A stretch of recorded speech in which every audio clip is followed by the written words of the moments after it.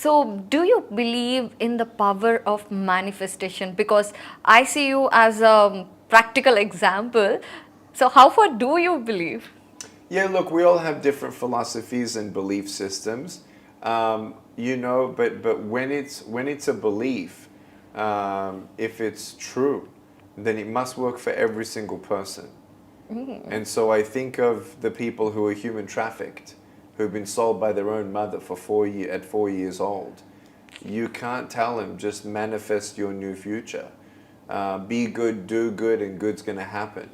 I think bad happens to us all. Yes. Now, I'll tell you this, that if you don't muster up any motivation or inspiration, then where you are in our circumstance and not believing beyond what you see and feel, actually will limit you. And I've actually seen now rescued human trafficked teenagers who actually find an escape, and they find a job and they save up money to go and rescue another human traffic victim.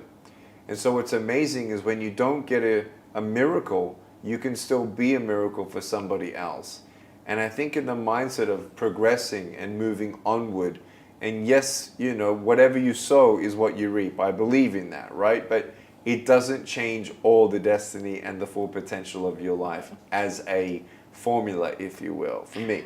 Of course, with manifestation, action towards it really needed. Action more than belief, right? You can believe all you want, but with no action, you'll never get there, right? Yes, true. But as human beings, when we are in new circumstances, or even we think of new phase of anything, to do anything new in the life or to go to any place, the first thing which we feel is fear. Oh my God, what's going to happen? Yes. What if something goes wrong?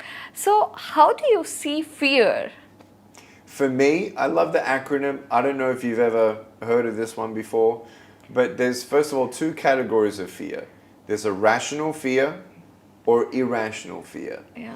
Rational fear is when my parents saw me and they looked at me, no arms, no legs, and they had fear, like, is he gonna walk? Maybe he's not gonna go to school. What if this, is he ever gonna get married? What is he gonna do? How independent is he gonna be? That fear is rational. It is good to ask those questions. For me, when I was a kid, I had a lot of irrational fear, where I would take on my life and through my filter in my mind, based on what I see, based on what I know, based on what I feel, I conclude my future by saying, I will never be married, I will never be happy, I will never find a job. And so sometimes we actually condemn our own future based on what we see. We then just limit ourselves and our future. And so FEAR, false evidence appearing real. There's so many times that we go through life that we really are afraid of something. And I'm not belittling anyone's fear, and I'm not belittling anyone's pain. But what we must understand is, do not be crippled with fear to hold you back from trying, from failing.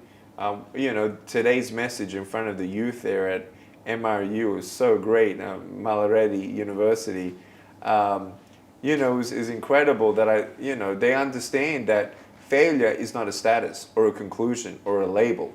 Failure is your classroom. And so you don't know what you can achieve until you try it. And many of us know that we're not perfect. Right. So when you understand that failure is your classroom, you get stronger and stronger and wiser along the way. And so that's the kind of mindset that I want everyone to know in the resilient mind that we can do. Well,